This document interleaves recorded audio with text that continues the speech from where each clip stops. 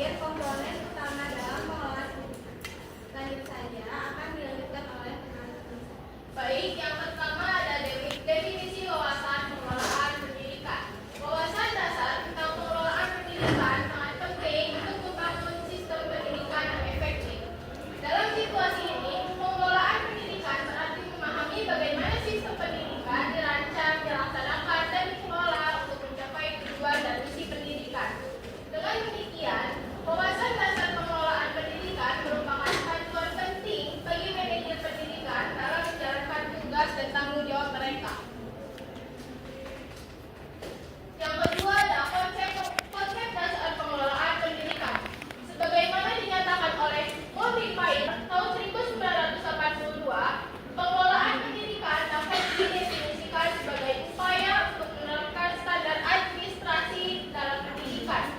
Menurut definisi lain, pengelolaan pendidikan dapat didefinisikan sebagai ilmu terapkan dalam bidang pendidikan yang mencakup seluruh proses pengendalian dan koordinasi antara berbagai pihak untuk mencapai tujuan pendidikan secara efisien dan efektif. Terdapat 3 dimensi penting di dalam konsep pengelolaan. Dimensi pertama yaitu dimensi ini menggambarkan kemampuan pengelolaan seperti komandan, pemimpin, dan kepala dalam hubungan manusia dan mempengaruhi orang lain baik secara individu maupun secara berkelompok.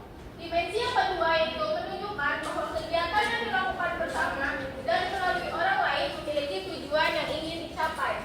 Dan dimensi ketiga yaitu menunjukkan bahwa pengelolaan dilakukan dalam organisasi sehingga tujuan organisasi dapat dicapai.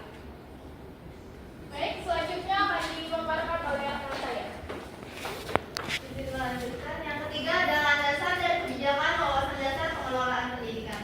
Landasan dan kebijakan wawasan dasar pengelolaan pendidikan mencakup berbagai elemen yang menjadi dasar manajemen sistem pendidikan. Pendidikan harus berkaitan dengan kebutuhan dan perkembangan masyarakat. Jadi, kebijakan pendidikan harus mempertimbangkan dinamika sosial, budaya, dan ekonomi.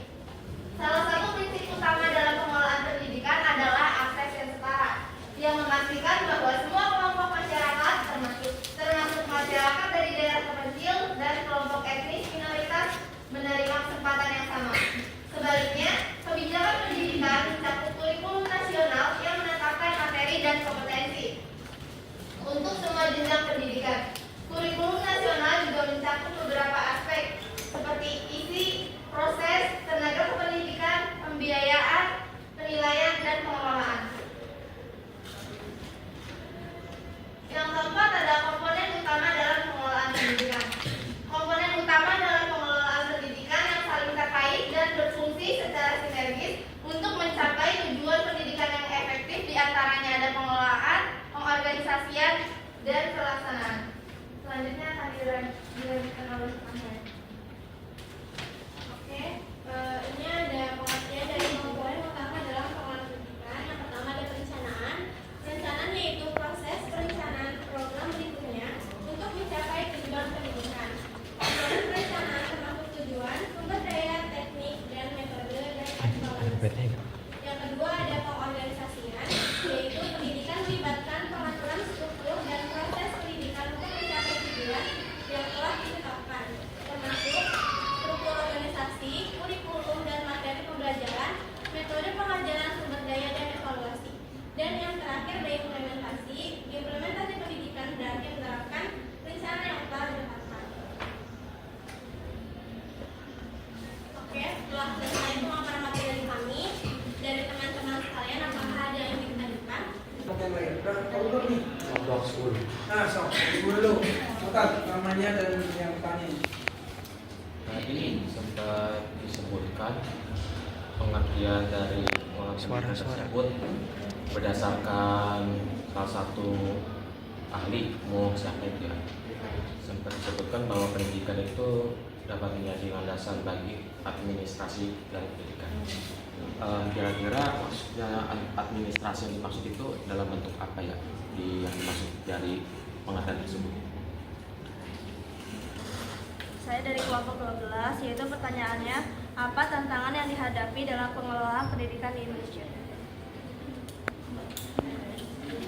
Kak Februari dari kelompok 6 izin bertanya. Tadi kan disebutkan kebijakan pendidikan harus mempertimbangkan dinamika sosial, budaya, dan ekonomi. Nah, itu tuh alasannya kenapa pendidikan harus mempertimbangkan ketiga hal tersebut gitu. Terima kasih.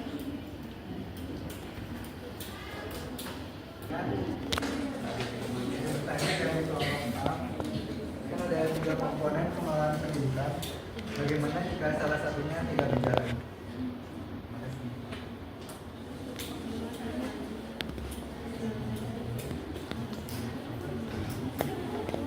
Sebelumnya izin bertanya, kami dari kelompok 12, bagaimana pendidikan dapat membantu individu mencapai potensi maksimalnya?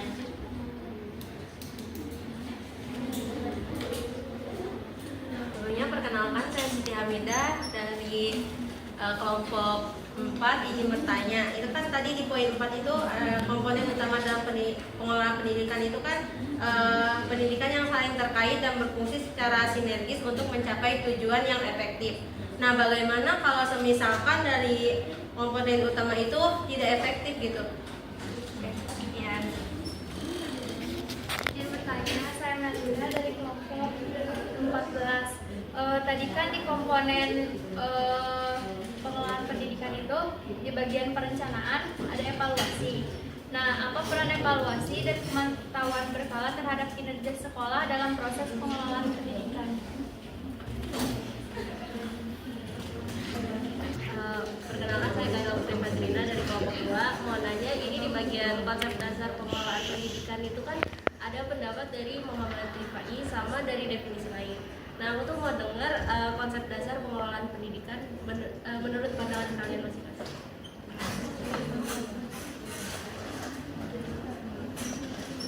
Saya dari kelompok 8 ingin bertanya, tadi dijelaskan salah satu prinsip utama dalam pengelolaan pendidikan adalah akses yang setara yang memastikan bahwa semua kelompok masyarakat, termasuk masyarakat dari daerah terpencil dan kelompok etnis minoritas, menerima kesempatan yang sama. Tapi di Indonesia kesempatan itu belum secara seluruhnya merata. Bagaimana solusinya menurut pendapat kelompok Anda?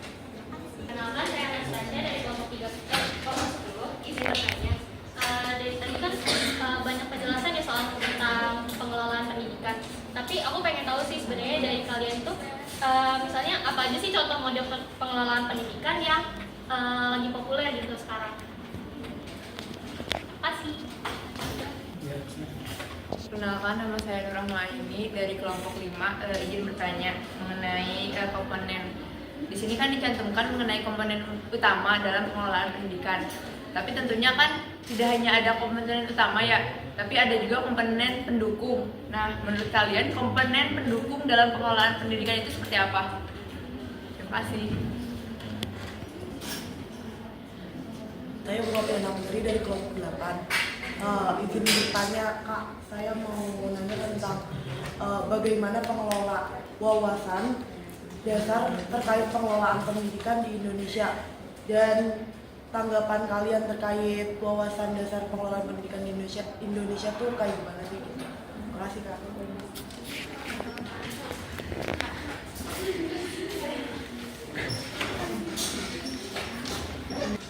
Tadi kan udah disebutkan ya komponen utama itu tadi ada perencanaan, pengorganisasian, sama implementasi. Mau nanya, bagaimana contoh pengelolaan dan pengorganisasian yang efektif dapat mempengaruhi kualitas dari pelayanan pendidikan kita? Terima kasih.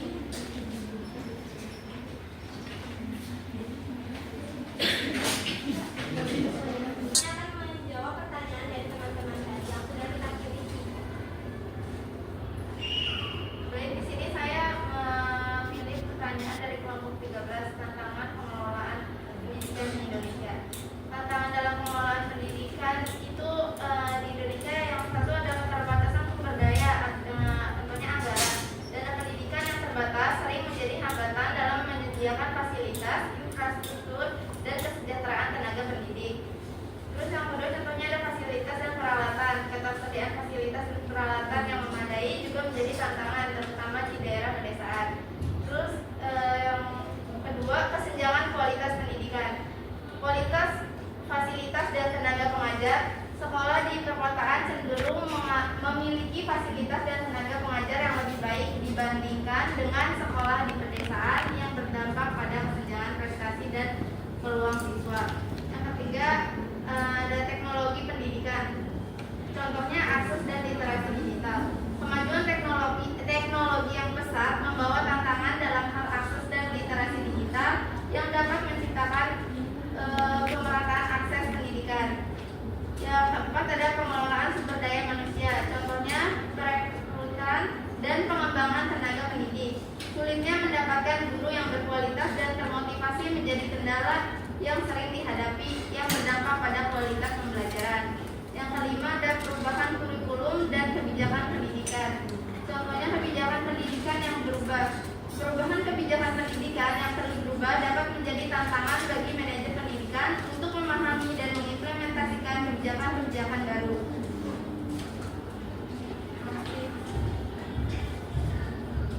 Ya, tutup. Satu, tutup.